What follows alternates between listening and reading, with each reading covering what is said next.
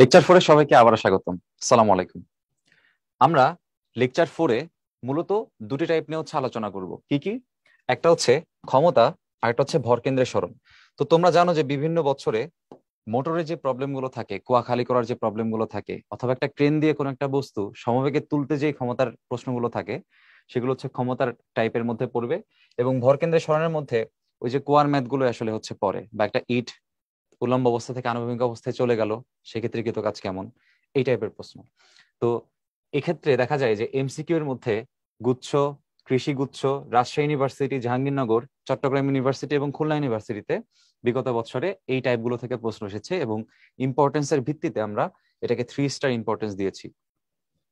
এখন চলো আমরা একটু দেখি ক্ষমতা বলতে আসলে আমরা কি জানি। তোমরা সবাই জানো যে ক্ষমতাকে হচ্ছে আমরা এরকম পি দ্বারা প্রকাশ করি, যাকে আমরা বলতে পারি কাজ বাই সময়। এখন দেখো, এটা যদি আমরা একটা ইকুয়েশন বলতে পারি, বললাম। এখন দেখো, কাজের বদলে আমরা আবার কি বলতে পারি? F × S divide by T.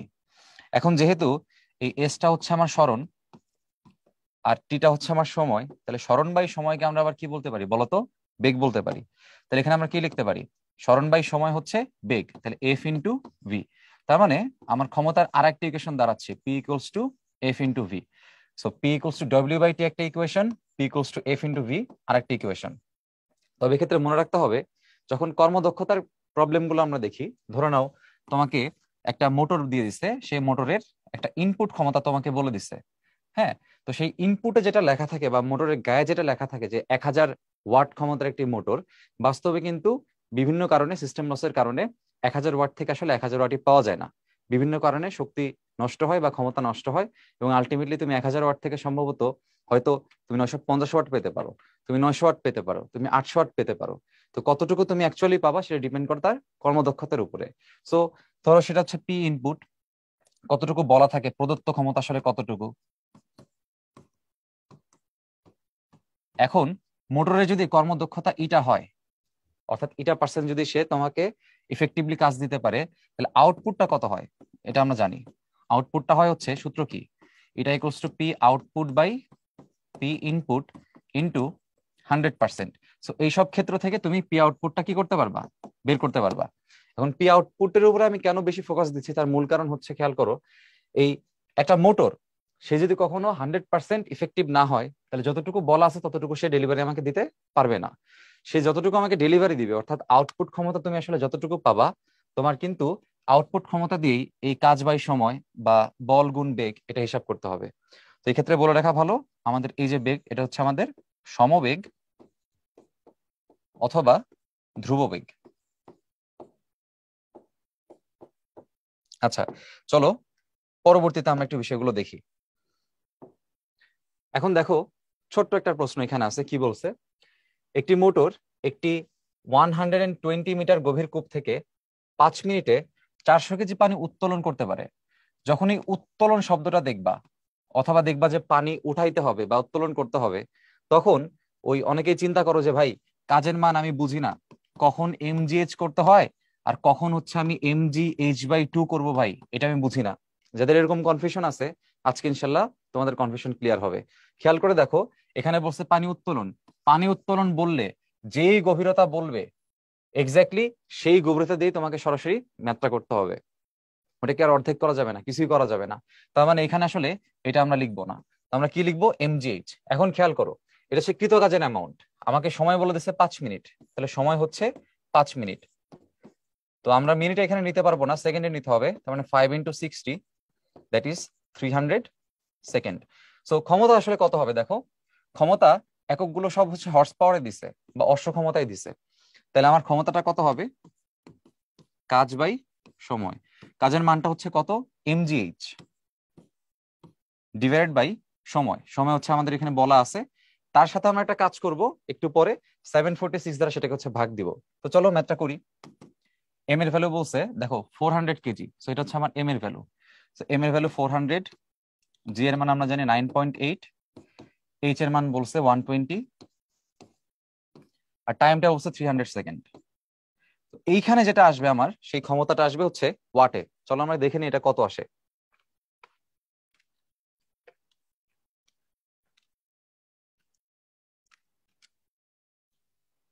দেখো আমাদের এখানে ভ্যালু আসবে 1568 এত ওয়াট, কিন্তু আমাদের কিন্তু এখানে ওয়াটে চাই নাই, কি চাইছে দেখো, হর্স পাওয়ারে চাইছে। তার মানে কি করতে হবে, এটাকে ফার্দার 746 দ্বারা কি করতে হবে, ভাগ দিতে হবে। কারণ আমরা কি জানি যে 1 হর্স পাওয়ার মানে হচ্ছে 746 ওয়াট। সেটা দ্বারা যদি আমি ভাগ দিই, চলো দেখি কত আসে। আমাদের আনসার আসবে 2.10 অথবা 2.1 হর্স পাওয়ার।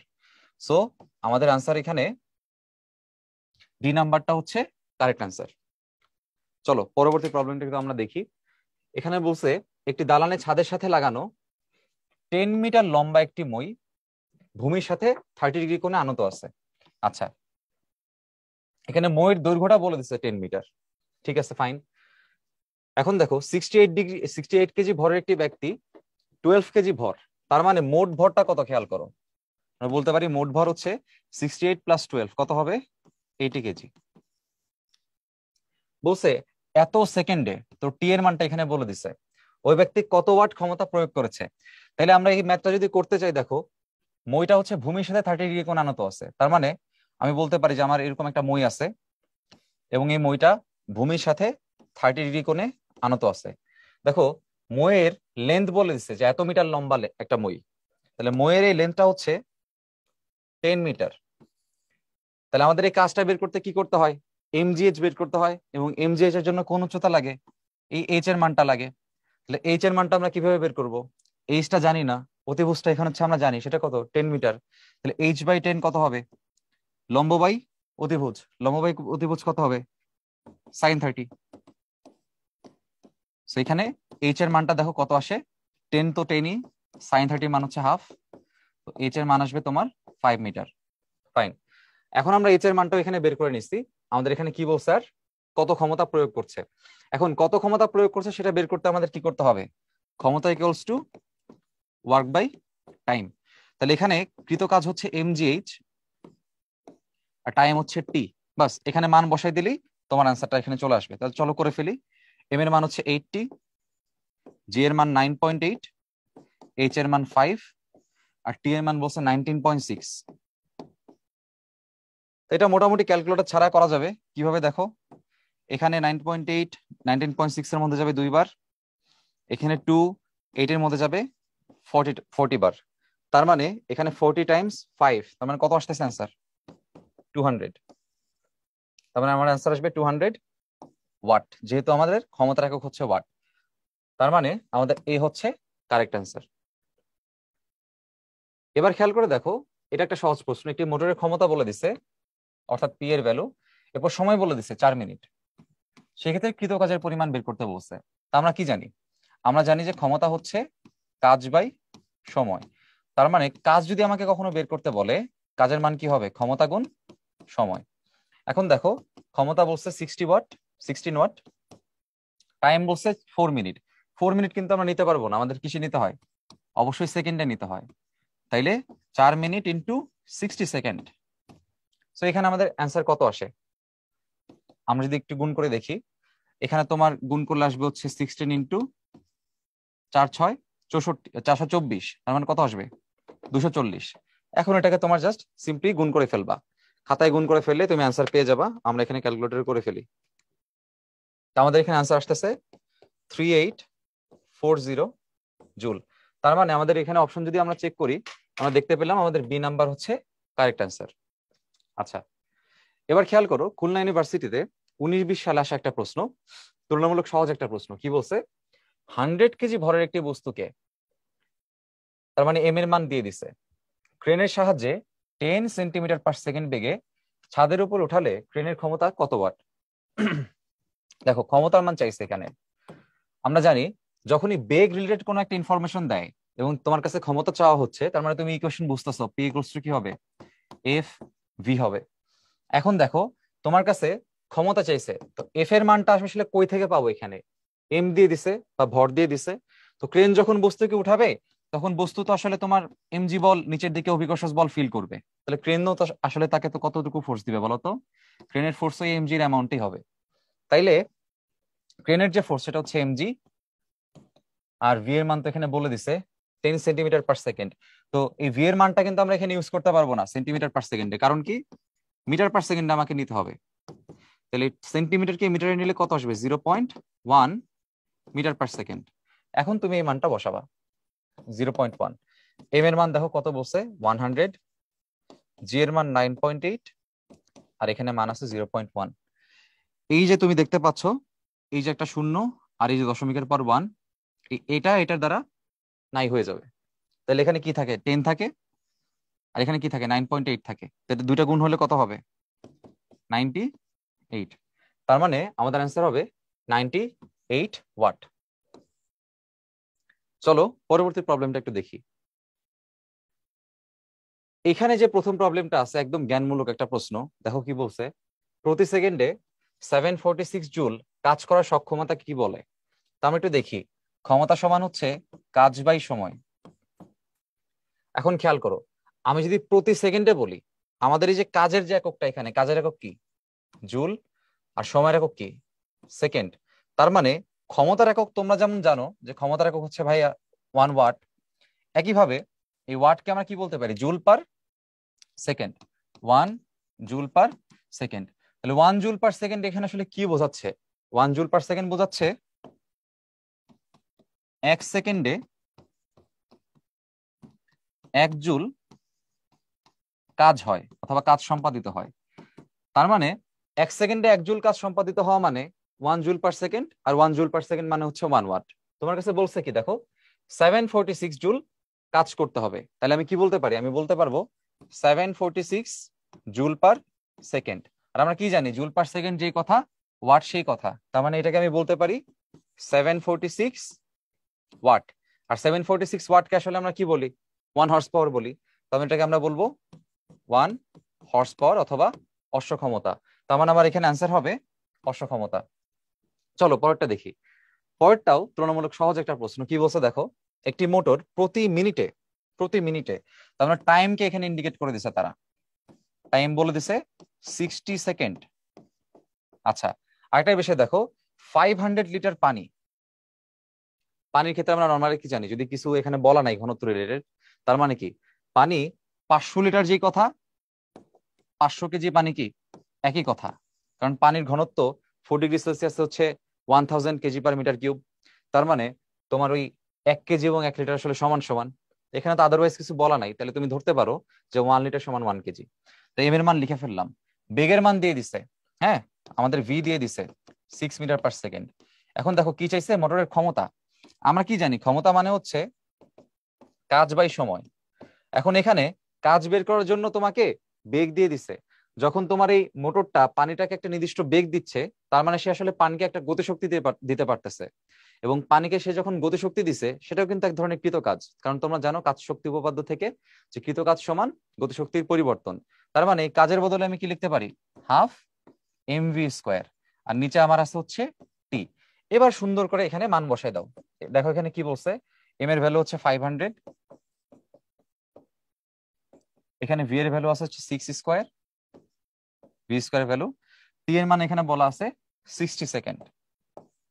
তো খুব সুন্দর এখানে কাটাকাটি করা যাচ্ছে। দেখো এখানে আমরা যদি 0 এবং 0 বাদ দেই এখানে, তাহলে এই 6 স্কোয়ারের ভিতরে একবার যাবে, শুধুমাত্র 6 থাকবে।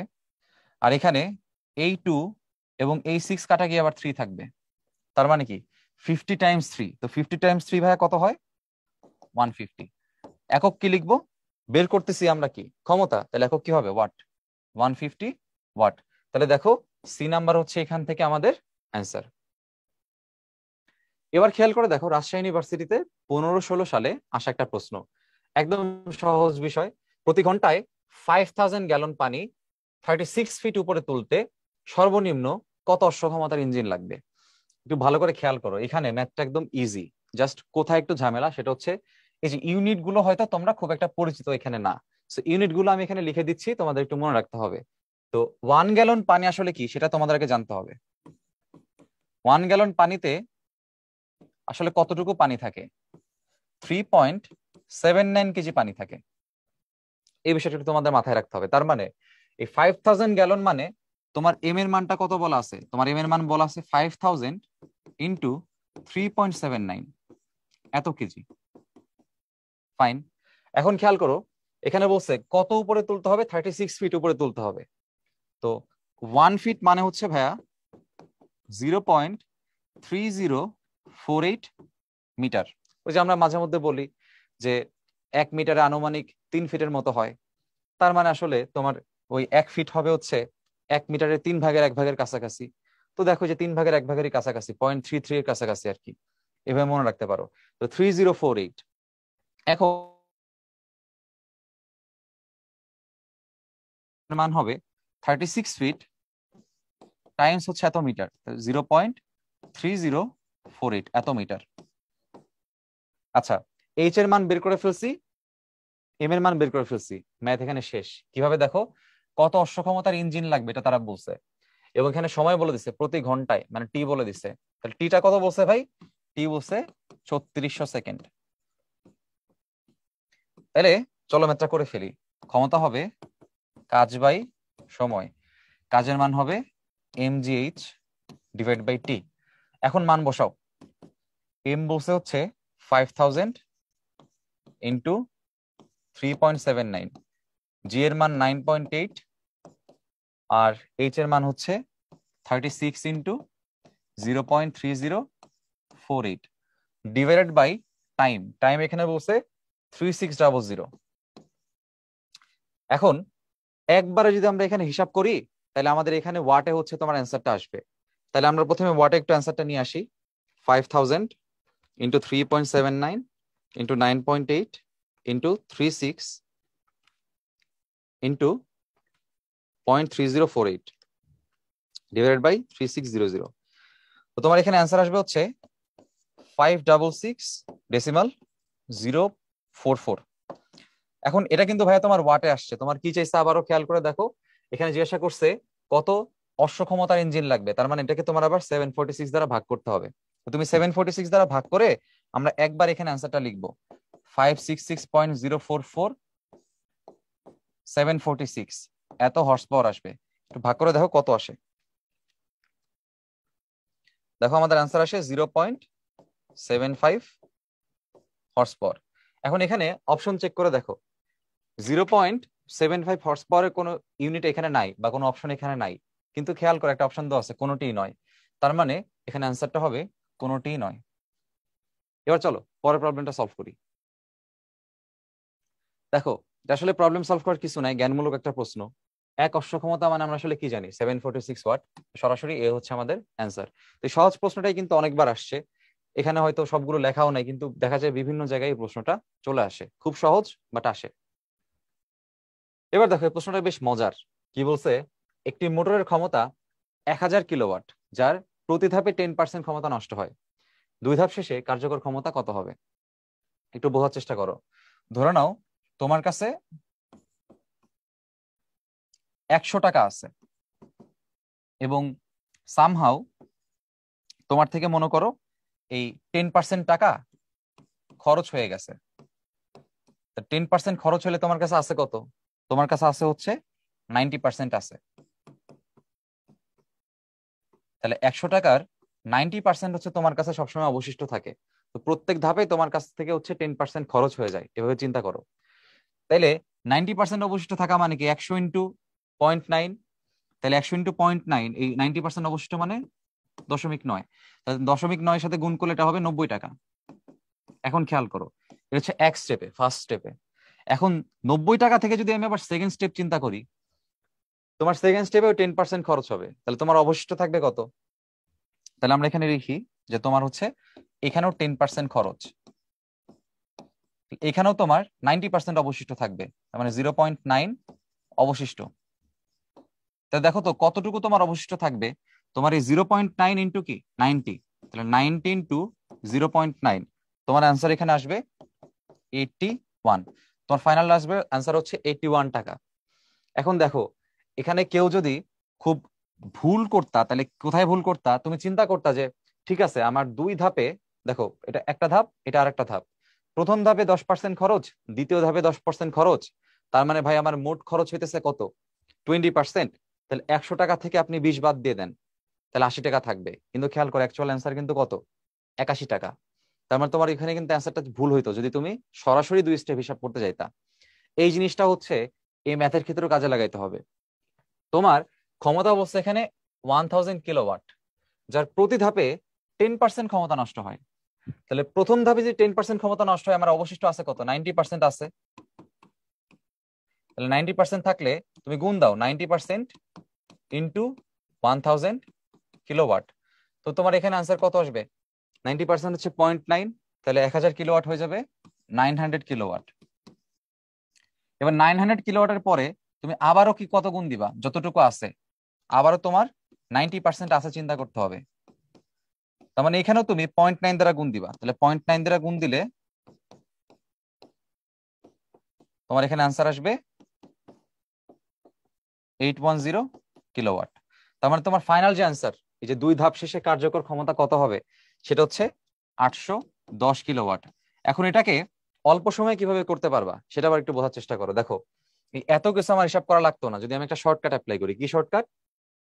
আমার যে নতুন কর্মদক্ষতা হবে, নতুন কর্মদক্ষতা হবে হচ্ছে যে যদি আমার একাধিক কর্মদক্ষতা দেওয়া থাকে, সেই কর্মদক্ষতাগুলো হচ্ছে গুণফল। তাহলে এখানে দুইটার জন্য দুইটা, যদি এখানে 3টা থাকতো বা 3 ধাপ থাকতো তাহলে আমি 3 বার গুণ করতাম। তাহলে এখানে খেয়াল করো, এটা 1 ইন্টু এটাটা কি বোঝাইতেছে? প্রত্যেক ধাপেরটা বোঝাইতেছে। তাহলে আমার এখানে প্রত্যেক ধাপে 10% ক্ষমতায় নষ্ট হইতেছে। এখন কতটুকু নষ্ট হয় সেটা তো আর কর্মদক্ষতা না। তাহলে আমার প্রতি ধাপের কর্মদক্ষতা কত? প্রতি ধাপের কর্মদক্ষতা 90%। কর্মদক্ষতা যদি 90% হয়, এটাকে আমরা কি লিখতে পারি? 0.9। এটাকে তুমি এখানে শর্টে বসাই দাও। তাহলে 0.9 ইন্টু 0.9, এখানে গুণফল আসবে 0.81। তার মানে তুমি যদি এখান থেকে বুঝতে পারতা এটার মান এখানে কত আসতেছে 0.81, 81 আসলে কি বুঝাইতেছে? 81% বুঝাইতেছে। তাহলে তোমার আউটপুট ক্ষমতা এখানে কত হইতো? আউটপুট ক্ষমতা হইতো ইনপুট ইন্টু ইটা। তাহলে তোমার এটা হচ্ছে 0.81 আর তোমার ইনপুট হইতেছে কত বলছে? 1000 কিলোওয়াট। তো তোমার সরাসরি এখানে অ্যান্সার আসতো 810 কিলোওয়াট। তো এটা হচ্ছে তোমার শর্টকাটের জন্য তোমরা চিন্তা করতে পারো।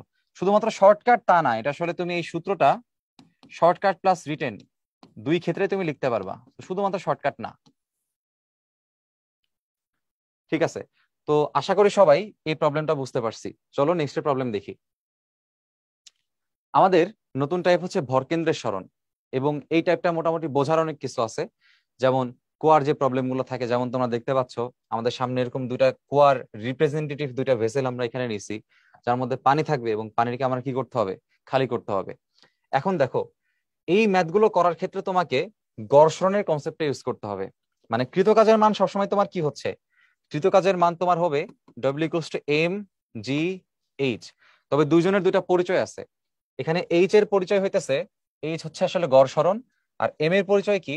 এম এর পরিচয় হচ্ছে অপসারিত পানির ভর, অর্থাৎ কতটুকু পানি আসলে তুমি সেখান থেকে সরাতে পারছো সেটা অপসারিত পানির ভর। তো এখানে আমরা m = কি জানি? ভি রো জানি। এইভাবে আমরা আস্তে আস্তে হচ্ছে মান বসাই ম্যাথটা করি। এখন খেয়াল করো, গড় সরণটা যদি আমি এখান থেকে শিখতে পারি কিভাবে বের করতে হয়, তাহলে এই ম্যাথে নতুন কিছু আসলে থাকে না। খেয়াল করে দেখো, ঘর্ষণ কিভাবে চিন্তা করব। ঘর্ষণের ইকুয়েশন হবে H = যদি খুব সহজে আমরা শিখতে চাই তাহলে এভাবে আমাদের দেখতে হবে যে H initial plus H final divide by 2। Initial plus final divide by 2। তবে মনে রাখতে হবে তোমার উচ্চতাটা বা গভীরতাটা সবসময় উপরিতল থেকে হিসাব করতে হবে। তার মানে আমি একটা লিখে রাখি এখানে, এই যে H ইনিশিয়াল আর H ফাইনাল, এই হিসাবটা করতে হবে উপরিতল থেকে।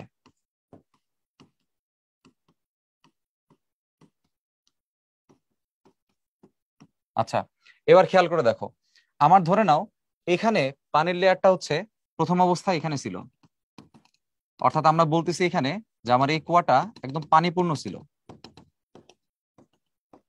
এরপর মনে করো এই কুয়াটাকে আমি পানি এতটুকু নামাই ফেলছি, অর্থাৎ কিছু পরিমাণ পানি অপসারণ করছি। তো নিয়ম কি? আগের কেস দেখবা, পরের কেস দেখবা। কুয়া খালি করার আগে দেখবা, পরে দেখবা। আগের কেসে পানি যেখানে ছিল ওইটা হচ্ছে তোমার এইচ ইনিশিয়াল, পরের কেসে পানি যেখানে আছে সেটা হচ্ছে তোমার এইচ ফাইনাল। এবং এই মানটা কই থেকে হিসাব করবো ভাই? মানটা সবসময় উপরিতল থেকে হিসাব করবো। তো আমরা একটু পরের এক্সাম্পলে উপরিতল থেকে কিভাবে হিসাব করতে হয় সেটা এখন দেখবো। চলো দেখি। প্রথম যে আমাদের টাইপ সেটা হচ্ছে সম্পূর্ণ কুয়া খালি করতে। তাহলে সম্পূর্ণ কুয়া খালি করতে যদি আমরা দেখি, খেয়াল করো, এখানে মনে করো তোমার কুয়াটা একদম পানিপূর্ণ আছে।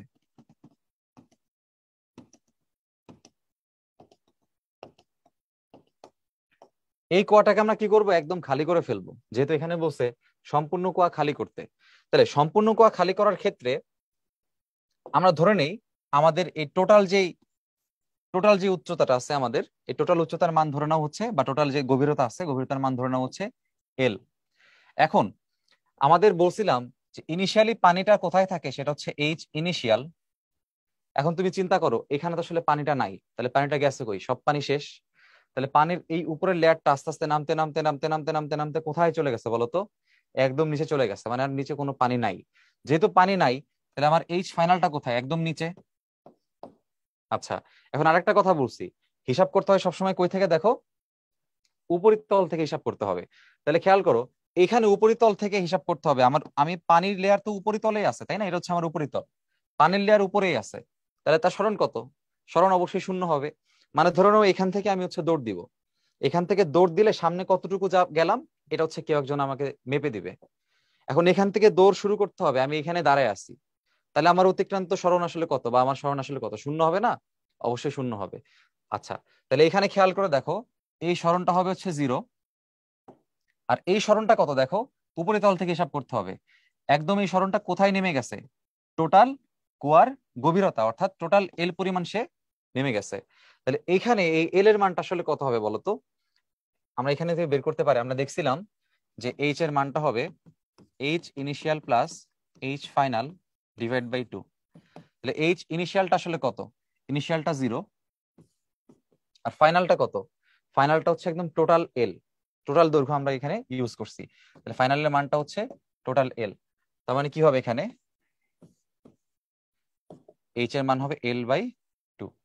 হোপফুলি সবাই বুঝতে পারছি। তার মানে এখানে যদি আমার এই কার্যকর সরণ অথবা গড় সরণ অথবা ভরকেন্দ্রের সরণ, অনেক নামে ডাকা যায়, এটার মান এখানে কত আসতেছে, L/2। তাহলে আমাকে যদি কখনো বলে সম্পূর্ণ কুয়া খালি করতে কৃত কাজ কত, তাহলে এই ক্ষেত্রে আমার কৃত কাজের মান হবে mgh, আমরা জানি, কিন্তু এইচ এর মানটা হচ্ছে L/2 হবে, mg/L/2। তো আমাদের এই নিচের লাইনটা যেন খুব সুন্দর করে মনে থাকে। আচ্ছা, এবার চলো পরবর্তী কেসটা দেখি।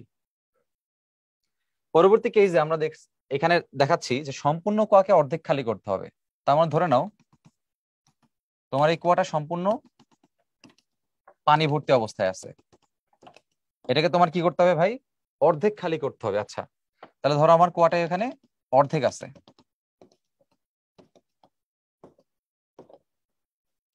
এখন সম্পূর্ণ কুয়াকে তুমি যখন অর্ধেক খালি করছো, তখন আমরা কি বলছিলাম, আমার এইচ ইনিশিয়াল হচ্ছে এইটা, আর এইচ ফাইনাল হচ্ছে এইটা। এখন হিসাব কতটুকু নিতে হয় দেখো ভাই, আমরা জানি যে আমার এই টোটাল মানটা হচ্ছে এল, কিন্তু এই নিচের থেকে উপরে কতটুকু হিসাব সেটা কিন্তু আমার এই এইচ ইনিশিয়ালের মান না, উপরিতল থেকে হিসাব করতে হবে। তো উপরিতল থেকে সেটা আসলে কোথায় আছে, উপরিতলে আছে, এই জন্য সরণ 0। আর এখানে খেয়াল করো, উপরেও তোমার মানটা L/2, নিচেও তোমার মানটা L/2। কারণ কি, অর্ধেক অর্ধেক খালি, তাহলে আমি বলতে পারি যে অর্ধেক পূর্ণ আর অর্ধেক খালি আছে। কিন্তু কোনটাকে আসলে এইচ ফাইনালে ইউজ করতে হবে বলতো, উপরের অংশটাকে উপরিতল থেকে হিসাব করতে হবে। সো এই L/2 হচ্ছে আমার আসলে এইচ ফাইনালের মান, L/2। তাহলে এখানে আমাকে বলো এই ঘর্ষণের যে মানটা, ঘর্ষণের যে মানটা এইচ এর মানটা, সেটা কিভাবে লিখতে পারি, H initial plus H final divide by 2। এখন দেখো, এখানে যদি আমরা মান বসাই দেই, এইচ ইনিশিয়াল আছে হচ্ছে আমাদের 0, আর এইচ ফাইনাল আছে আমাদের হচ্ছে L/2 ডিভাইড বাই 2। তার মানে আমার এইচ এর মানটা আসবে L/4। তার মানে বুঝতেই পারতেছো এখানে ঘর্ষণের মান হবে L/4। তাহলে কৃতকাজ কত হবে, কৃতকাজ হবে mgh, যেখানে এই এইচ এর মানটা হবে L/2। তবে একটা বিষয় একটু মনে রাখো, খেয়াল করে দেখো, এখানে কিন্তু সম্পূর্ণ কুয়াকে আমি খালি করি নাই। তাহলে এই এমটা কিন্তু সম্পূর্ণ কুয়ার ভর না, বা সম্পূর্ণ কুয়ার পানির ভর না। এই এমটা হচ্ছে কতটুকু, অপসারিত পানির ভর। যেহেতু অপসারিত পানির ভর, তোমার টোটাল ছিল হচ্ছে এম, তোমার টোটাল পানি ছিল হচ্ছে এম, এখানে সেটা কত চেঞ্জ হয়ে গেছে, ধরে নাও টোটাল পানি ছিল হচ্ছে এম প্রাইম, এখন পরে চেঞ্জ হয়ে গেছে পানি হচ্ছে অর্ধেক, তাহলে কতটুকু পানি আমি অপসারণ করছি বলতো? এম প্রাইম বাই টু আছে আর এম প্রাইম বাই টু আমি খালি করছি, তাহলে আমি কতটুকু পানি অপসারণ করছি? M prime by two. তাহলে এই এম এর মানটা কিন্তু আসলে এম প্রাইম বাই টু হবে, মানে টোটাল পানির অর্ধেক। এটা হবে হচ্ছে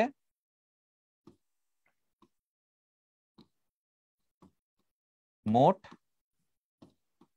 পানির অর্ধেক। আচ্ছা, এবার চলো আমরা পরবর্তী প্রশ্নটা দেখি। এবার বলছে দেখো, অর্ধেক কুয়া সম্পূর্ণরূপে খালি করতে হবে, তার মানে আমার কুয়াটা এখানে অর্ধপূর্ণ অবস্থায় আছে।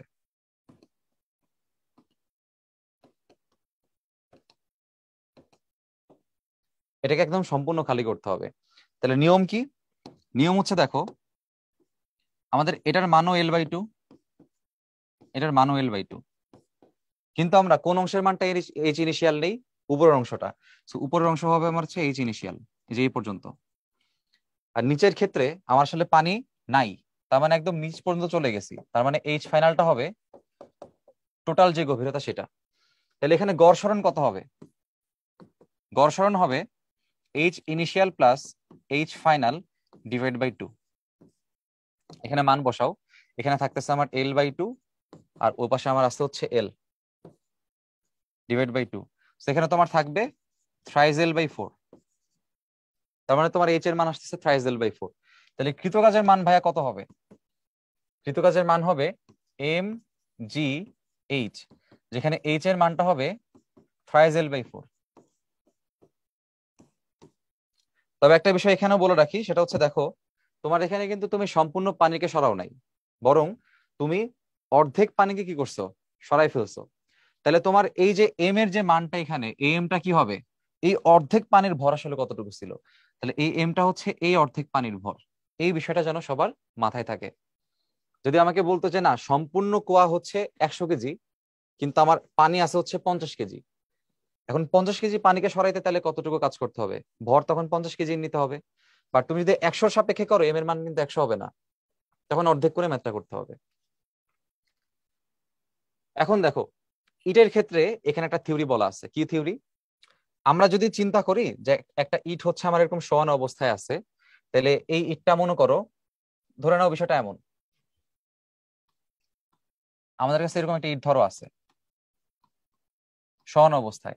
তখন ইট যখন এরকম শোয়ানো অবস্থায় থাকে, তখন তার ভর কেন্দ্র আমরা কিভাবে হিসাব করব? কি করবা? এরকম মাঝ বরাবর দাগ দিয়ে দিবা সহজে চিন্তা করার জন্য। তো এই মাঝ বরাবর তার কি থাকবে? ভর কেন্দ্র থাকবে। তা আমরা তো নর্মালি আসলে সিমেট্রিক বিষয় নিয়ে বেশি কাজ করি। তো সিমেট্রিক বিষয় নিয়ে বেশি কাজ করার কারণে, যে ধরো আমার যদি এরকম ক্যালকুলেটর থাকে আমার কাছে, তাহলে ক্যালকুলেটরের ভর কেন্দ্রটা আসলে কোথায় আছে? আনুমানিক ক্যালকুলেটরের ভর কেন্দ্র যদি সুষম বস্তু হয় 100%, এটা আসলে 100% সুষম না, সেক্ষেত্রে তার ভর কেন্দ্র কোথায় হবে? এই যে মাঝ বরাবর যে বিন্দু, এটার মাঝ বরাবর, অর্থাৎ এই যে এই বিন্দুর আর এটার মাঝ বরাবর। তাইলে ভর কেন্দ্রের সরণ হিসাব করার জন্য তোমাকে আগে ইনিশিয়াল আর পরের ভর কেন্দ্রটাকে খুঁজে বের করতে হবে। তাহলে প্রথমে যখন এটা শোয়ানো অবস্থায় থাকে, তখন ভর কেন্দ্র আমার আছে হচ্ছে এখানে। হ্যাঁ, তখন আমার ভর কেন্দ্র আছে হচ্ছে এখানে। কিন্তু খেয়াল করো, এটা যখন এরকম দাঁড় করানো হবে, যখন ভূমিতে দাঁড় করানো হবে, তখন তার ভর কেন্দ্র কি একদম মাঝ বরাবর আছে না এই পয়েন্টে? হ্যাঁ আছে। এখন দেখো, ভূমি থেকে এই যে উচ্চতাটা, এই উচ্চতা ভূমি থেকে আসলে কত? আমার টোটাল প্রস্থ যদি এক্স হয়, তাহলে এই উচ্চতাটা আমার কত হচ্ছে? X by two. আর দেখো, যখন পরের অবস্থা আছে, পরের অবস্থা আসলে কি? সেটা হচ্ছে ভূমি থেকে টোটাল যদি ডি হয়, তাহলে এতটুকু কত? D by two. তার মানে আমার ভরকেন্দ্র আগে ছিল এক্স বাই টু তে, পরে চলে গেছে ডি বাই টু তে, তাহলে ভরকেন্দ্র কতটুকু উপরের দিকে উঠে গেছে বলো তো? এক্স বাই টু থেকে ডি বাই টু পর্যন্ত উঠে গেছে, তার মানে কতটুকু উঠে গেল? আমার ভরকেন্দ্রের সরণ তাহলে হবে D by two minus X by two. যেহেতু আমার ডি বাই টু হচ্ছে বড় আর এক্স বাই টু হচ্ছে ছোট, তার মানে আমার আসলে সরণ কতটুকু হয়েছে বলতো? এখান থেকে এতটুকু, এই যেটাকে আমরা এইচ দ্বারা এখানে প্রকাশ করতেছি। সো এই এইচ এর মানটা কত আসলো? D by two minus X by two. হ্যাঁ, বিষয়টা উল্টাও হতে পারতো। তোমার যদি দাঁড়ানো অবস্থা থেকে একটা ইটকে আমি এরকম শোয়াই ফেলি, সেক্ষেত্রে কিন্তু আমার এই ভরকেন্দ্র সরণের মানটা একই হবে, অর্থাৎ D by two minus X by two হবে। চলো পরবর্তীতে একটা ম্যাথের ক্ষেত্রে আমরা বিষয়টা দেখি। তো আমরা একটা শর্টকাট এখানে একটু দেখার চেষ্টা করবো যে এন সংখ্যক ইটকে একটির উপর আরেকটি রেখে স্তম্ভ তৈরি করতে কেমন কাজ করা লাগে। তো এটা শর্টকাটও একটা দেখাবো, শর্টকাট কিভাবে আসে সেটাও তোমাদের আমি একটু দেখাবো। খেয়াল করো, মনে করো তোমার ভূমিতে অসংখ্য ইট রাখা আছে, তো আমরা তো অসংখ্য নিয়ে হিসাব করতে পারবো না, আমি তোমাদের চারটা নিয়ে একটু দেখাই। ধরো এখানে চারটা ইট এভাবে রাখা আছে। এখন বলছে দেখো এন সংখ্যক ইটকে একটির উপর আরেকটি রেখে স্তম্ভ তৈরি করতে হবে। তাহলে এখানে ইট আছে চারটা। কিছুক্ষণ পর আমি একটা ইটের উপরে আর একটা ইট রেখে এরকম চারটা ইট দিয়ে একটা স্তম্ভ তৈরি করলাম। হ্যাঁ, এখন চারটা ইট দিয়ে যখন স্তম্ভ তৈরি করছি, এই ক্ষেত্রে খেয়াল করো ভাই, প্রত্যেকের ভরকেন্দ্র আগে এখানে আছে, এই যে এখানে প্রত্যেকের ভরকেন্দ্র আমাদের এখানে আছে।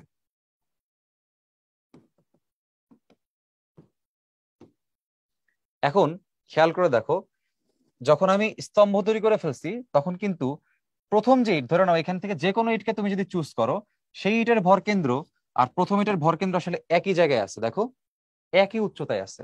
কিন্তু দ্বিতীয় ইটের ভরকেন্দ্র কিন্তু আসলে ভাই একই জায়গায় নাই। তাহলে কি করা যায় দেখো, দ্বিতীয় ইটটা কতটুকু উঠছে একটু খেয়াল করি।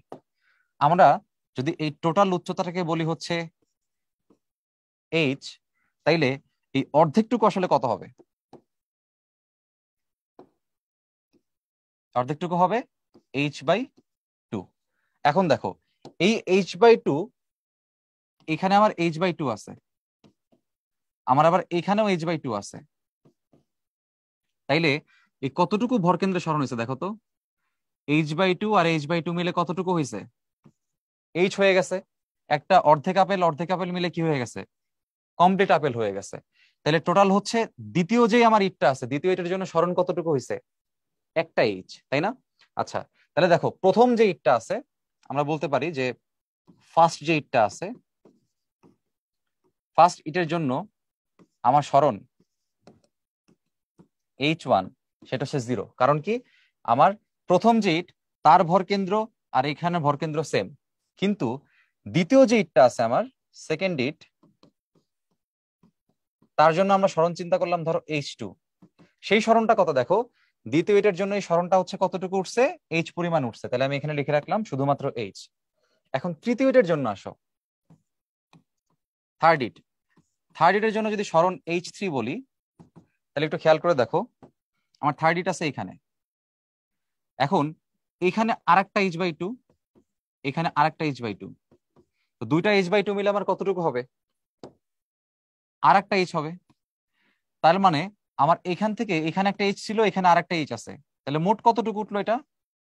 প্রথমে যদি h উঠে, এটা 2h উঠছে। তার মানে থার্ড ইটের সরণ আমার হচ্ছে কত? 2h।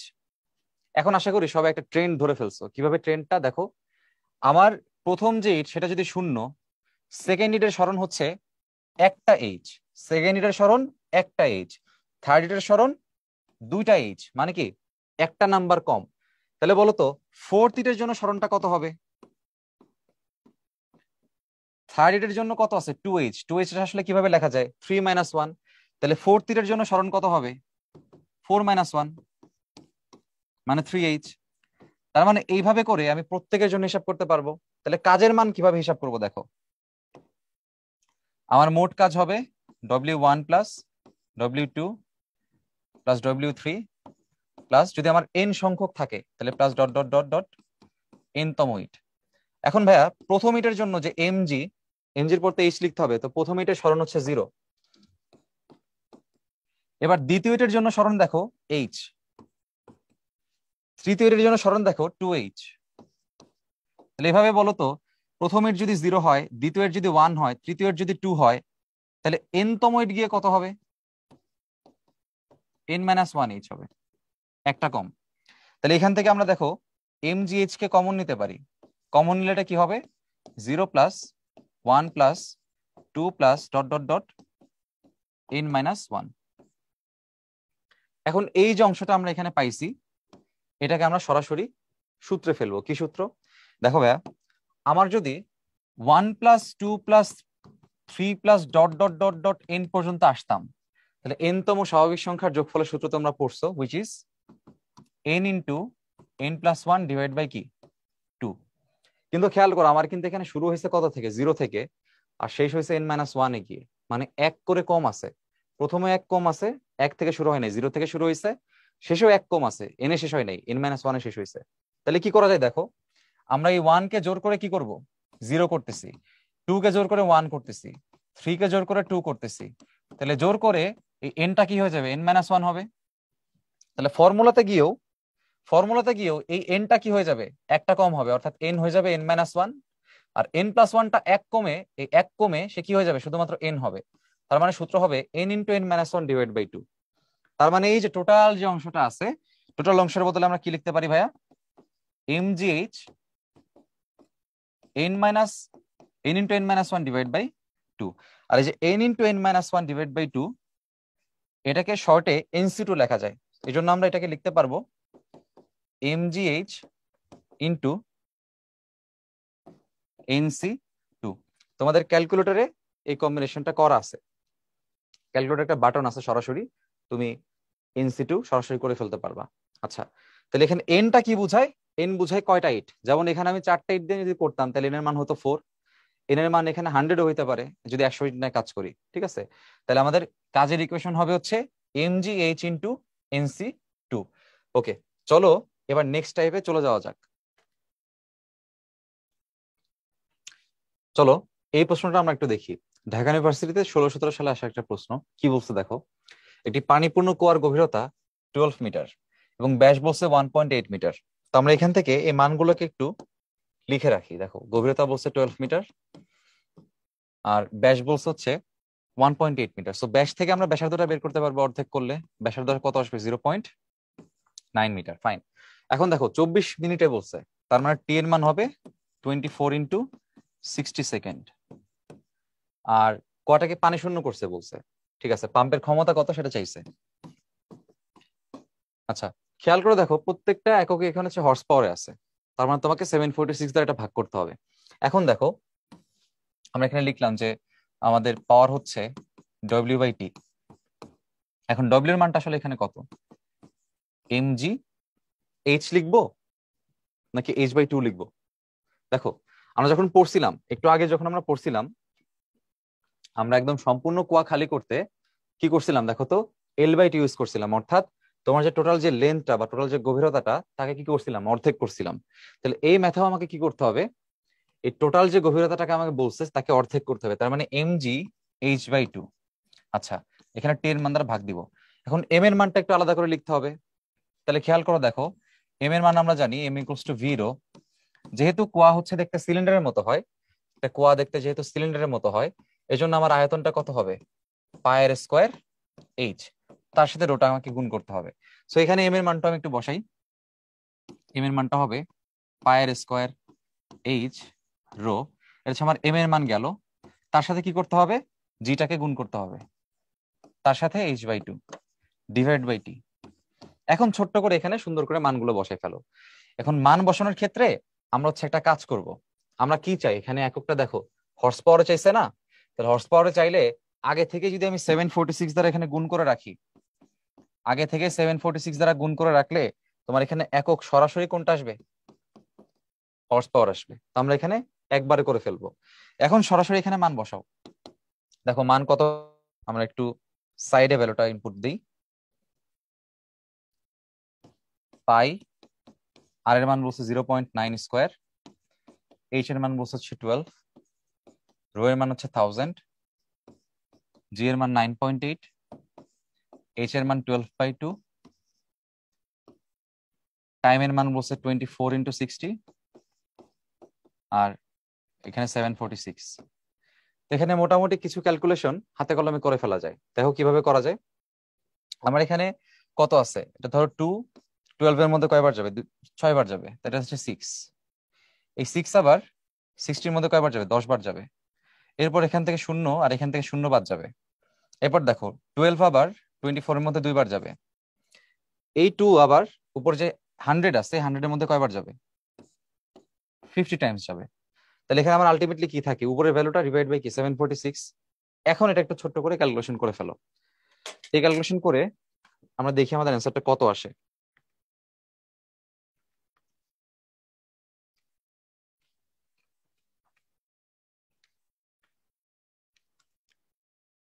ওকে, দেখো আমাদের অ্যান্সার কিন্তু আমরা পেয়ে গেছি। আমাদের অ্যান্সার হবে 1.67 হর্স পাওয়ার।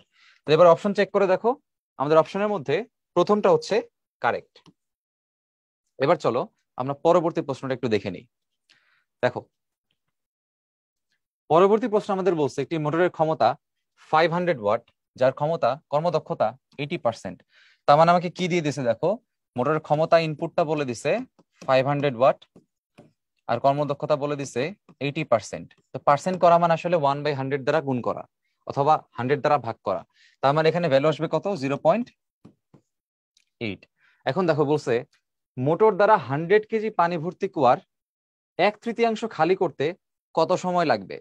তা আমরা একটা টেকনিক এখানে শিখছিলাম, মনে আছে কিনা, কিভাবে হিসাব করতে হয়। দেখো তোমার কুয়াটা আছে কোথায়, পানি ভর্তি আছে। এই কুয়াটাকে আমরা কি করছি, 1/3 খালি করছি।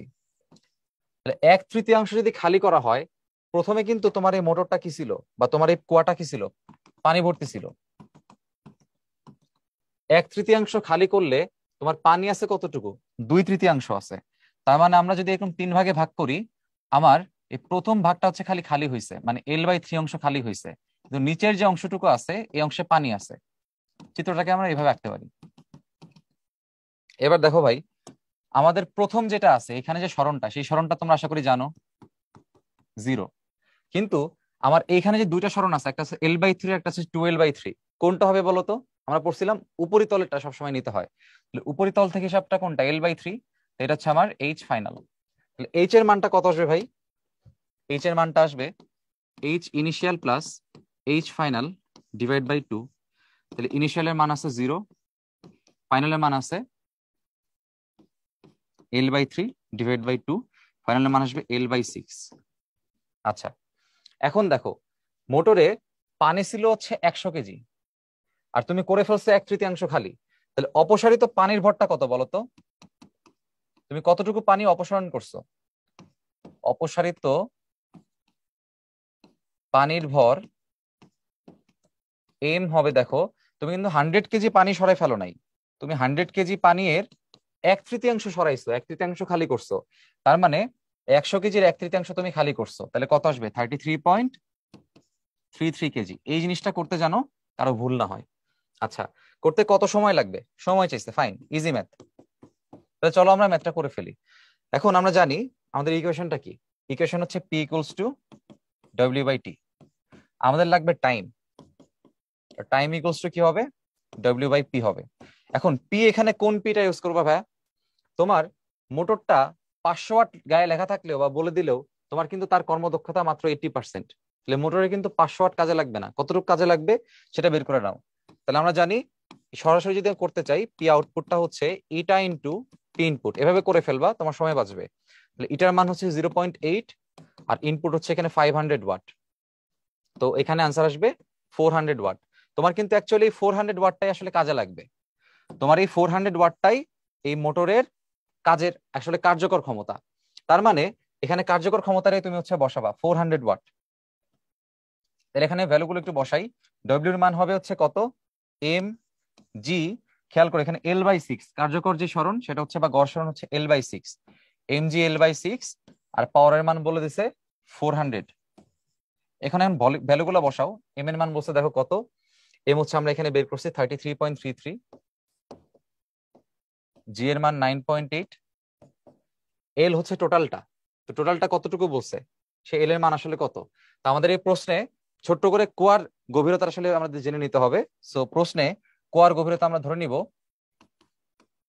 10 মিটার। আমরা ধরে নিব কুয়ার গভীরতা 10 মিটার। তাহলে কুয়ার গভীরতা 10 মিটার মানে এই এল এর মানটাই হচ্ছে আমার আসলে 10। তো এখানে আমি বসাবো 10/6। এখানে আসলে ধরে নেই আমরা, এই ভ্যালুটা আমাদের প্রশ্নে আগে থেকে দেওয়া ছিল, তো এটা মিসিং ছিল ভ্যালুটা। তো প্রশ্নের ভ্যালুটা আমি আবার দিয়ে দিলাম এখানে। তাহলে 33.33 ইন্টু 9.8 ইন্টু 10/6 ডিভাইড বাই টাইমটা এখানে বসাইতে হবে, সেটা কত, 400। এখন দেখো ক্যালকুলেশন করলে কত আসে, 33.33 into 9.8 into 10 divide by 6 into 400। এখানে আমাদের ভ্যালু আসতেছে 1.36 এত সেকেন্ড। তার মানে এই মোটর দ্বারা এই অংশ খালি করতে মাত্র 1.36 সেকেন্ড সময় লাগবে। তাহলে আমি আবার একটু রিপিট করি, কাজ বাই পাওয়ার হচ্ছে আমার আসলে সময়। কাজটা হবে হচ্ছে mgh, যেখানে h হচ্ছে ভরকেন্দ্রের সরণ এবং h এর মান আসছে এখানে কত, L/6। এখানে L/6 বসাইছি। আর ক্ষমতাটা আমরা বের করে নিচ্ছি কতটুকু ইফেক্টিভ ক্ষমতা, অর্থাৎ 400 ওয়াট হচ্ছে ইফেক্টিভ ক্ষমতা, সেটাতে আমরা এখানে ভাগ করছি। এবং এখানে মোটরের কুয়ার যে গভীরতা সেটা বলা আছে 10 মিটার। সো তখন আমি এল এর মানটা এখানে সরাসরি ইনপুট করে দিছি। আলটিমেটলি আমাদের অ্যান্সার আসতেছে 1.36 সেকেন্ড। পরবর্তী প্রশ্ন দেখো, একটা ইটের প্রশ্ন। কি বলছে, একটা ইটের দৈর্ঘ্য, প্রস্থ এবং উচ্চতা বলা আছে। তো ধরো ইটটা হচ্ছে এমন,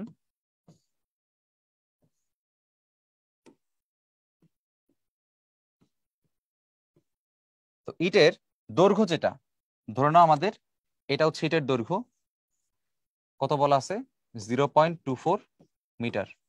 এরপর দেখো এটার প্রস্থ বলা আছে,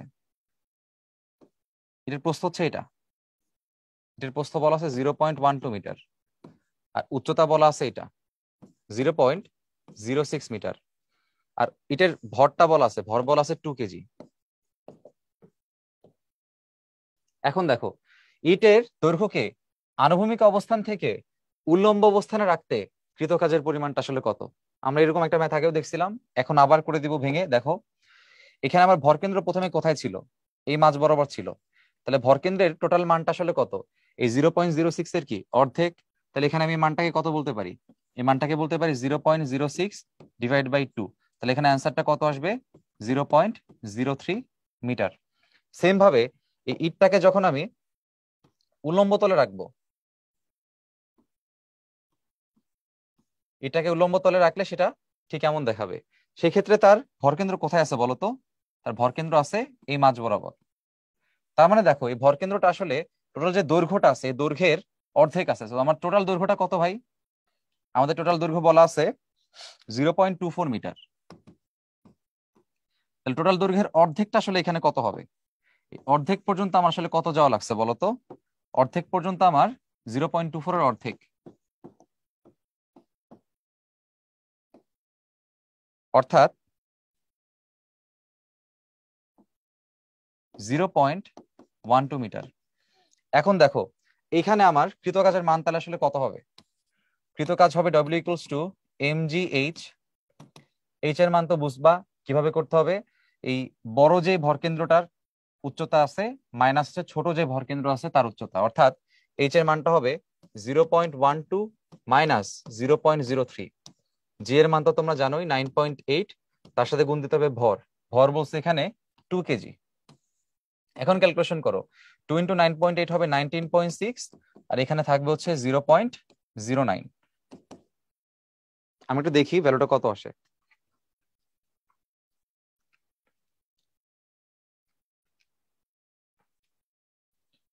1.764 জুল। তার মানে আমাদের এখানে অ্যান্সার হবে 1.764 জুল, অর্থাৎ সি নাম্বার হচ্ছে আমাদের এখানে অ্যান্সার। এবার দেখো আমরা যে থিওরিটা প্রমাণ করছিলাম একটি ইটের উপর রেখে আরেকটা ইট রেখে যে কৃতকাজ, সেই প্রশ্নটা এখানে আবার দিয়ে দিছে। তা আমরা এখানে সরাসরি সলভ করব। দেখো কি পরিমাণ কাজ করতে হয় ইটের ক্ষেত্রে সেটা আমরা জানি। একটির উপরে আরেকটি রেখে যখন স্তম্ভ তৈরি করতে হয় তখন কৃতকাজের মান হয় mgh ইন্টু nc2। এবং এই nc2 কে কিভাবে লেখা হয় সেটা আমরা দেখাইছিলাম, mgh n into n-1 divide by 2। তাহলে এখানে সরাসরি মান বসাই দাও ভাই। তবে মনে রাখবা এখানে এম, এইচ এগুলো হচ্ছে প্রতিটি ইটের ক্ষেত্রে হিসাব, প্রতিটি ইট অথবা একটি ইটের জন্য হিসাব। তার মানে এমটা হচ্ছে একটি ইটের ভর, এইচ হচ্ছে একটি ইটের উচ্চতা। এখন এখানে মান বসাও, দেখো এম এর মান বলছে এখানে কত, 2 কেজি। তো এম এর মান হচ্ছে 2, জি এর মান 9.8 এবং উচ্চতা হচ্ছে 0.06। কয়টা ইট রাখছে এখানে, 10টা ইট। তার মানে এন এর মানটা হচ্ছে আমাদের 10। তার মানে 10 ইন্টু 10-1 মানে 9 ডিভাইড বাই 2। এখন দেখো কাটলে সুন্দর করে এখানে 5 চলে আসতেছে। তাহলে এখানে আনসারটা কত আমরা একটু করে দেখি।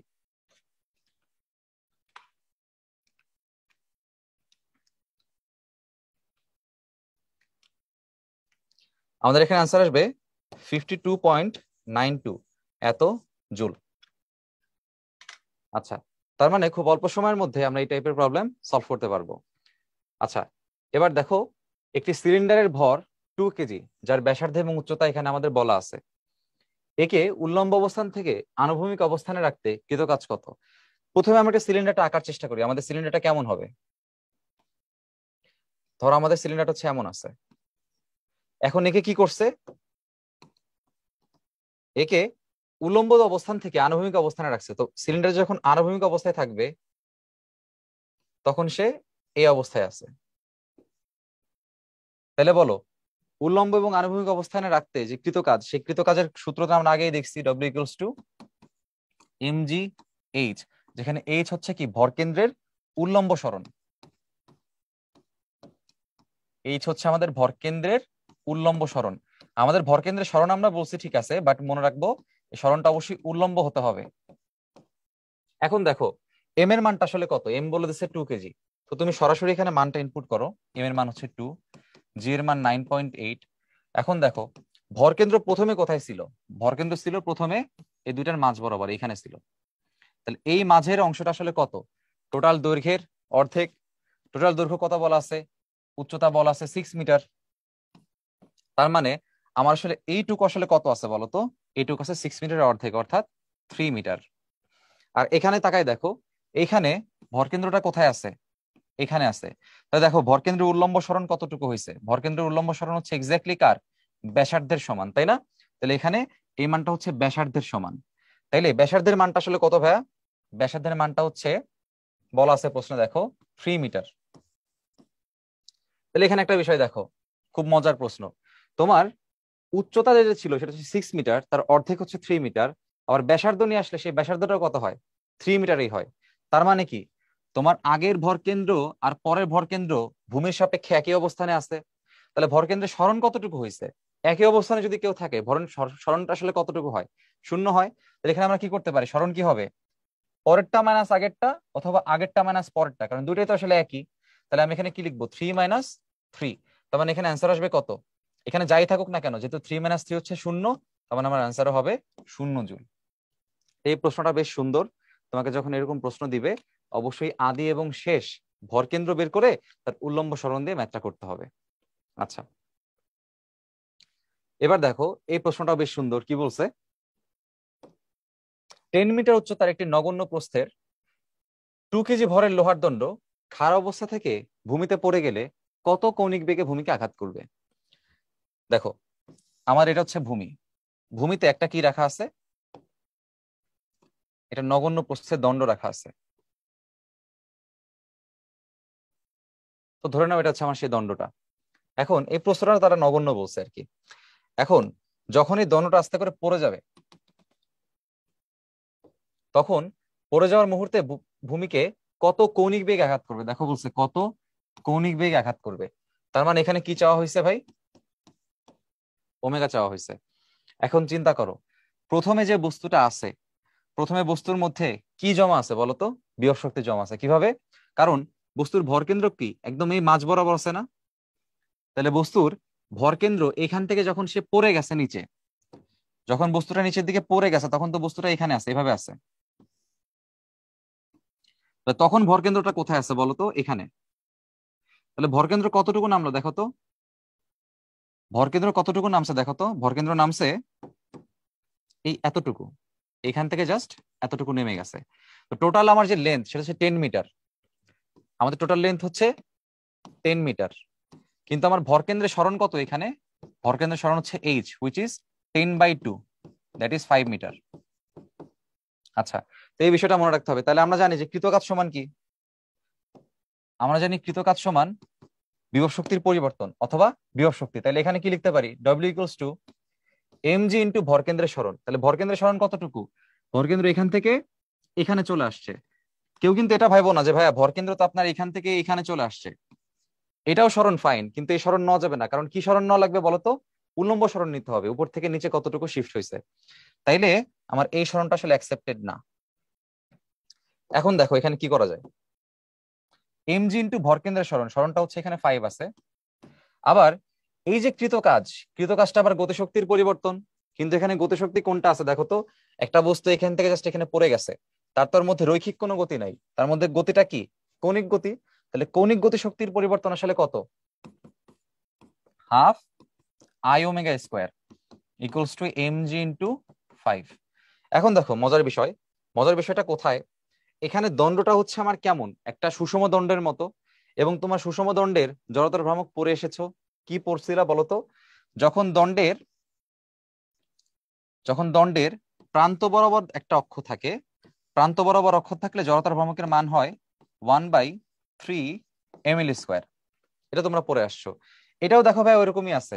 এই দণ্ড যেটা আছে, দণ্ডটার যখন ঘুরতেছে তখন তার অক্ষটা কোথায় আছে? অক্ষটা দণ্ডের প্রান্তে আছে। তো যখন প্রান্তের অক্ষের সাপেক্ষে দণ্ডটা ঘুরতেছে তখন জড়তার ভ্রামকের মানটা কত হবে? 1/3 ml² হবে। তাহলে এখানে এই মানটা হচ্ছে আমরা এখানে ইনপুট করব। আই এর মান হবে 1/3 ml² ইন্টু ওমেগা স্কোয়ার, এখানে আছে mg ইন্টু 5। এখন দেখো দুই পাশ থেকে আমরা হচ্ছে এখান থেকে এম এবং এম কে বাদ দিতে পারি। আচ্ছা, এল এর মানটা এখানে আমরা বসাই দিতে পারি, আমাদের লাগবে হচ্ছে ওমেগার মানটা। তাইলে এখানে আমরা কি লিখতে পারি? 1/6, এল এর মান বলা আছে 10, so 10² into omega square equals to G এর মান বলা আছে 9.8, 5 তো 5ই। তাহলে এখানে ক্যালকুলেশন করলে দেখো কত আসে। ওমেগার ভ্যালুটা আসবে এখানে হবে 49, এখানে 6 গুণ হবে, আর নিচে এখানে 100টা ভাগ হবে, ভাগ হওয়ার পরে এটা হচ্ছে রুট হবে। তাহলে দেখি রুট করে কত আসে।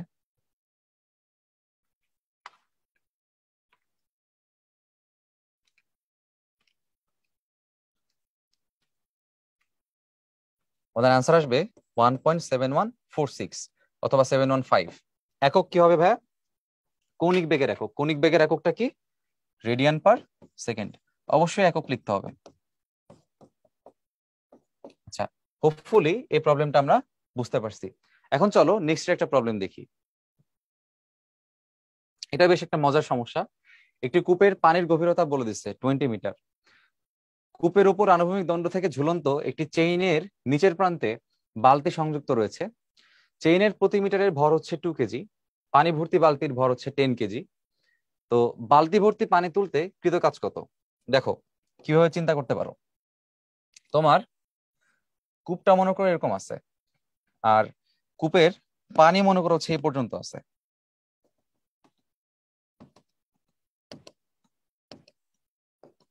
আচ্ছা, এখন কূপের পানির যে গভীরতা সেটা হচ্ছে 20 মিটার। তো গভীরতা তো সবসময় তোমার কি পৃষ্ঠতল থেকে হিসাব করা হয়। তার মানে তোমার এই ভ্যালুটা বলছে হচ্ছে গভীরতা বলতেছে 20 মিটার। এখন দেখো তুমি যে পানিটা তুলবা কিভাবে তুলতেছো, ওরা বলে দিছে কূপের উপর আনুভূমিক দণ্ড থেকে ঝুলন্ত চেইন। তার মানে আমার হয়তো এইখানে আমার এই যে উপরে আনুভূমিক বরাবর একটা কিছু চেইন আছে, একটা দণ্ড আছে, ওই দণ্ড থেকে একটা চেইন ঝুলতেছে, ওই দণ্ড থেকে এরকম একটা চেইন ঝুলতেছে। ধরে এটা হচ্ছে আমার সেই চেইন। এবার চেইনের প্রান্তে কি আছে? চেইনের প্রান্তে একটা বালতি সংযুক্ত আছে, ধরো এটা হচ্ছে আমার সেই বালতি। এখন পানি ভর্তি বালতির ভরটা তারা বলে দিছে। এখন বলছে বালতির পানি তুলতে কতটুকু কাজ হবে। তাহলে কাজের মানটা আমরা কেমন হিসাব করতে পারি বলো? এখানে ভাই কাজ দুইজনের জন্য আলাদা আলাদা হিসাব করতে হবে। নর্মালি যখন সুতায় কিছু বেঁধে আমরা তুলি, সুতার জন্য তখন কাজ আমরা হিসাব করি না, কারণ ওইসব ক্ষেত্রে সুতার ভর সবসময় দেখবা নগণ্য থাকে। কিন্তু এখানে একটা চেইন, তুমি কমন সেন্স খাটো, একটা চেইন কি কখনো নগণ্য ভর হইতে পারে? না, কারণ একটা চেইন তো আসলে শিকল, লোহার তৈরি শিকল, তাই না? সেটা নগণ্য ভর থাকে না, তার একটা ভর আছে। এই জন্য এখানে হিসাব দুইজনের জন্য করতে হবে। একটা হচ্ছে চেইনের জন্য হিসাব করতে হবে, আর হচ্ছে বালতি অর্থাৎ বাকেটের জন্য হিসাব করতে হবে। তাহলে চেইনের জন্য যখন তুমি হিসাব করবা তখন কি লিখবা? চেইনের ভর জি ইন্টু চেইনের ভর কেন্দ্রের সরণ প্লাস বালতির ভর জি ইন্টু বালতির যেই সরণ। তাইলে চেইনের যে ভর সেটা তুমি একটু দেখো কত বলছে এখানে। ওরা বলছে চেইনের প্রতি মিটারে 2 কেজি বলছে। এখন চেইন কতটুকু লাগবে বলতো? ভূমি থেকে তোমার পানি যতটুকু গভীর, চেইন ততটুকু গভীরই লাগবে। তাইলে চেইনের দৈর্ঘ্যটা কত বলতো? চেইনের দৈর্ঘ্য হবে আমাদের 20 মিটার, গভীরতার সমান। তাহলে চেইনের ভর কত? ওরা বলছে প্রতি মিটারে ভর 2 কেজি। তাহলে 20 মিটার দৈর্ঘ্যের চেইনের ভর কত হবে? 20 ইন্টু 2 কেজি। জি এর মান তোমরা জানো 9.8। আর চেইনের ভর কেন্দ্র কতটুকু উঠছে, এটা একটা ফান পার্ট। কিভাবে চেইনের ভর কেন্দ্র ভাইয়া এইখানে মাঝ বরাবর আছে, টোটাল ঝুলন্ত চেনের ভরকেন্দ্র আছে এই মাঝ বরাবর। তাহলে চেনের ভরকেন্দ্র কতটুকু উঠবে? চেনের ভরকেন্দ্র উঠবে এতটুকু। তাহলে দেখো তো চেনের ভরকেন্দ্রের সরণ কি এই 20 মিটার হবে নাকি 10 মিটার হবে? অ্যান্সার হচ্ছে কি 10 মিটার হবে, কারণ কি টোটালটার অর্ধেক। তাহলে চেইনের ভরকেন্দ্রের সরণ হবে 20/2 অর্থাৎ 10 মিটার।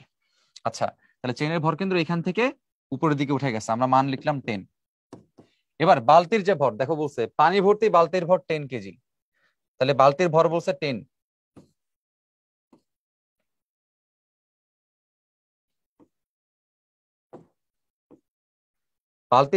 বালতির ভর বলছে এখানে 10, জি এর মান 9.8।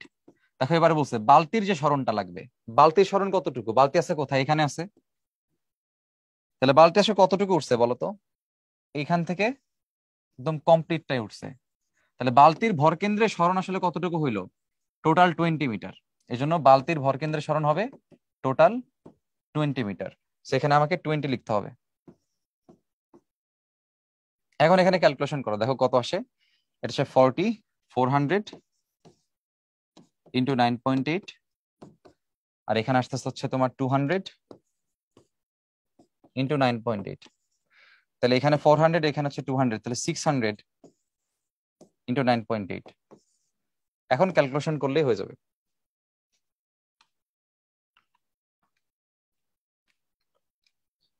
তো আমাদের এখানে অ্যান্সার আসবে 5880 জুল। তাহলে ম্যাথটা খুব সুন্দর। আমি আবার একটু তোমাদের বলি, দেখো এখানে দুই ক্ষেত্রে কৃত কাজ হয়েছে। একটা হচ্ছে চেইনকেও তুলতে কৃত কাজ হয়েছে। চেন তুলতে কৃত কাজের সময় চেনের ভরকেন্দ্রের সরণ দেখতে হবে। চেনের ভরকেন্দ্র মাঝ বরাবর থাকে, তার মানে টোটাল 20 সে ওঠে নাই, কতটুকু উঠছে? অর্ধেক, 10 মিটার উঠছে। আর বালতি একদম নিচে ছিল, সো বালতি টোটাল পথ উঠছে, এই জন্য টোটাল গভীরতা এইচ 20 হচ্ছে তার সরণ। এরপরে বালতির জন্য একটা, চেইনের জন্য একটা, দুইটা কাজকে যোগ করে তোমাকে অ্যান্সার করতে হবে। আচ্ছা, এর মধ্য দিয়ে আমাদের কাজ ক্ষমতা শক্তির যেই 4টি লেকচার ছিল মাস্টার ক্লাসে, 4টি শেষ হলো। আমরা আশাবাদী যে তোমরা যদি লেকচার 1 থেকে শুরু করে লেকচার 4 পর্যন্ত এই ক্লাসগুলো খুব ঠান্ডা মাথায় দেখো এবং সুন্দর করে নোট করে ফেলো, তাহলে ইনশাল্লাহ ভর্তি পরীক্ষায় যে কোনো প্রশ্ন তুমি আনসার করার সময় কনফিডেন্ট ফিল করবে, এবং বাসায় তুমি যখন সলভ করবা বা উদ্ভাসে তুমি যখন পরীক্ষা দিবা তখনও তোমার প্র্যাকটিসটা খুব ভালো হবে। তোমাদের জন্য শুভকামনা। দেখাবো অন্য কোনো সময়ে। আসসালামু আলাইকুম।